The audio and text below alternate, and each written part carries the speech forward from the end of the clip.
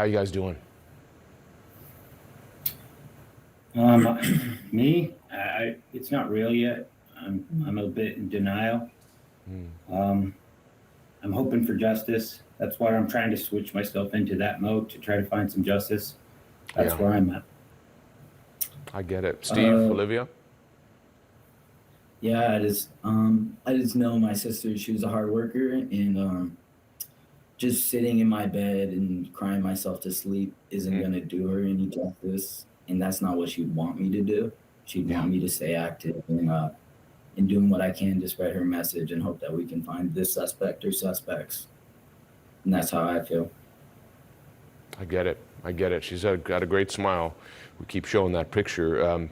I know your family's been frustrated with the investigation so far, understandably so. Here we are, a week and a half out, and really not much information about this. Does not appear to be a suspect. Tell me, Olivia, what specifically you've been frustrated with, because you did your own work here. For instance, you found video of the food truck, for example, where two of the victims were seen the same night as this killing.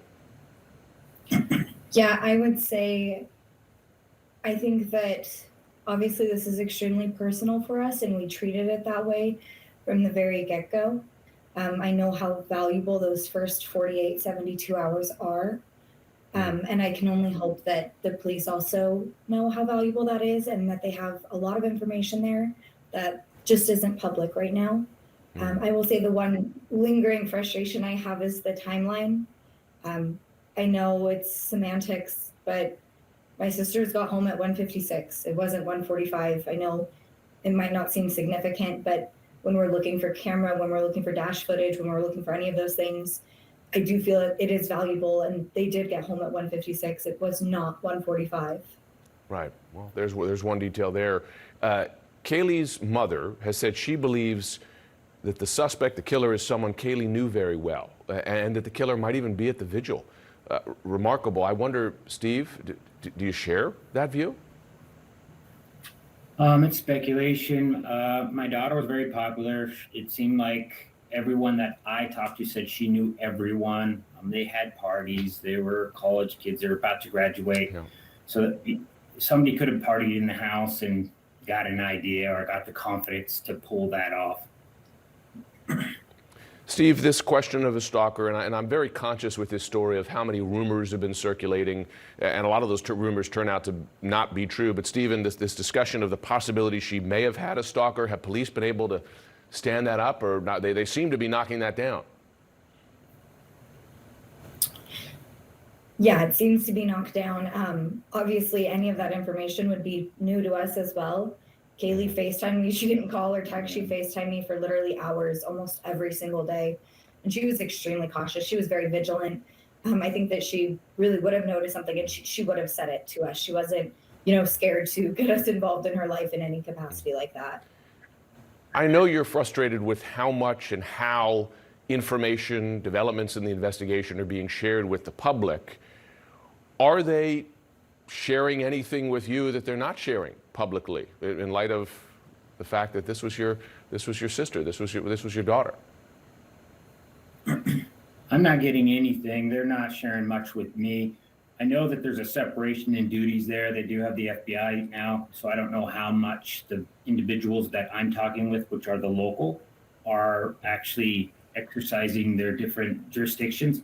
I think they might not know a lot because, they have briefings, and if they haven't had a briefing, they probably don't know exactly what's going on. Are they contacting you at all? Are they keeping you updated more than they are, say, on the website or with these press briefings? To be honest, they're not. I mean, yesterday I asked about the stalker question and they couldn't confirm anything. And then today I hear that they're reaching out to the community saying that there's a stalker involved. So I don't know what to make of that. It's They're a lot of sorry, go ahead, Steve. purposely. They're just so vague with everything that they say, and then they like slowly peel it back layer until you like find the real story. It all started with a sharp-edged weapon. What was the use in telling the community that a sharp-edged weapon was used instead of just coming out and telling us that it was a knife from the beginning? I don't understand the purposeness of being so vague. You're not holding the integrity of the case together by not telling anybody anything. I understand you have frustrations for how police and investigators have handled the crime scene. What are those frustrations specifically? Well, they expanded it, and there was volunteers that walked around, and they disclosed that they were looking and found different things. So, they did share with me that that may have more to do with keeping cameras out than it actually does with evidence gathering. So I hope that that is indeed the case, because it would be pretty disheartening a week later to know that they didn't have the right crime scene. One of the mother of one of the surviving roommates, so reminding our viewers, there were 2 roommates who were upstairs and survived this, told a reporter that those roommates heard something that night. Have you been told? Have you heard from sharing with other relatives of the other victims what that was exactly? No, I would say for us that we did hear those rumors, but right now we can only leave it at that. None of that has ever been confirmed to us. We have not spoke with the roommates. Yeah. The surviving roommates, and they were downstairs, just to clarify that for you, sir.